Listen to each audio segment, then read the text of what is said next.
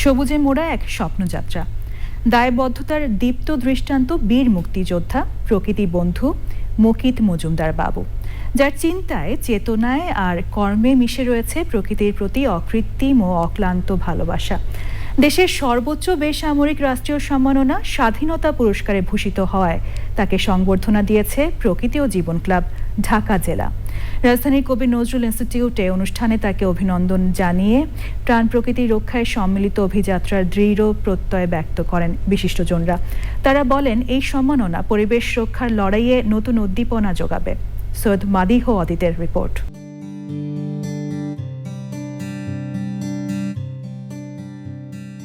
সবুজের প্রতি নিবেদিত এক জীবনের গল্প, যেখানে প্রতিটি পদচারণা প্রকৃতির টানে আর প্রতিটি উচ্চারণ পরিবেশের পক্ষে। মুকিত মজুমদার বাবু শুধু একটি নাম নয়, বরং এক অনুপ্রেরণার প্রতিচ্ছবি, যিনি দেশ থেকে দেশান্তরে ছড়িয়ে দিয়েছেন পরিবেশ রক্ষার বার্তা, জাগিয়েছেন সচেতনতার আলো। অক্লান্ত, অবিচল, অবিরাম সাধনার স্বীকৃতি যখন তা হয় স্বাধীনতা পুরস্কার, তখন তা শুধু ব্যক্তিগত প্রাপ্তি নয়, বরং সমগ্র পরিবেশ আন্দোলনের এক গৌরবোজ্জ্বল মাইলফলক। তিনি গড়ে তোলেন একটি প্রতিষ্ঠান, যে প্রতিষ্ঠানের নাম প্রকৃতি ও জীবন ফাউন্ডেশন। এমন অর্জনকে দেশের জন্য এক অনন্য গর্বের মুহূর্ত হিসেবেই দেখছেন সুধীজনরা। আমাদের চিন্তায় যেন একজন মুকিত মজুমদার বাবুর দেশপ্রেম ফুটে ওঠে, আমাদের কার্যকলাপে যেন একজন মুকিত মজুমদার বাবুর প্রেরণা খুঁজে পাই। আমাদের কথাগুলো, গবেষণার বক্তব্যগুলো আমরা কখনো সাধারণ মানুষের নিকট পৌঁছানোর সুযোগ পাইনি, কারণ আমরা প্রায় সময় দেখি গবেষণাগুলো প্রায় বন্দী থাকে বিভিন্ন ধরনের লাইব্রেরিতে। এক্ষেত্রে অগ্রগণ্য ভূমিকা পালন করেছে আমাদের প্রিয় মুকিত মজুমদার বাবু ভাই। 1971 সনে বাবু যুদ্ধে নেমেছিল অস্ত্র হাতে। এখন আর একটা বড় যুদ্ধে আছে বাবু। পরিবেশ সংরক্ষণ করা, প্রকৃতিকে বাঁচানোর যুদ্ধে এখন বাবু আছে। এই যুদ্ধে তাকে জয়ী হতেই হবে। মানুষকে সম্পৃক্ত করেছেন এবং মানুষ কিন্তু সচেতন হয়েছেন। আজকে বাংলাদেশের একটি শিশুও কিন্তু জানেন যে একটি প্রাণ কতটা গুরুত্বপূর্ণ।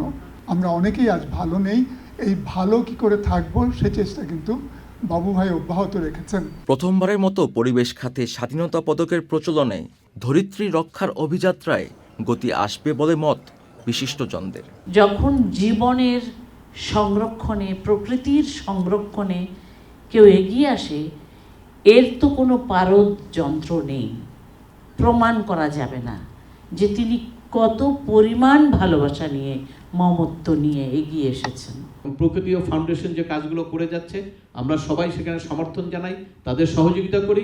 আসুন আমরা সবাই মিলে আজকে জীবন রক্ষার জন্য আমার প্রকৃতিকে রক্ষা করতে হবে।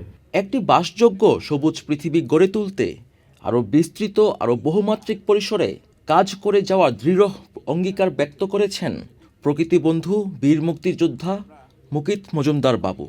আমরা সবাই কিন্তু একই ধরনের কাজ করি না, আমরা কিন্তু এক একজনের এক একভাবে কাজ করি, কিন্তু সেই কাজের মাধ্যমে যদি আমরা আমাদের পরিবেশ প্রকৃতিকে ভালো রাখার চেষ্টা করি, সেটাই কিন্তু সবচেয়ে বড় কাজ হবে।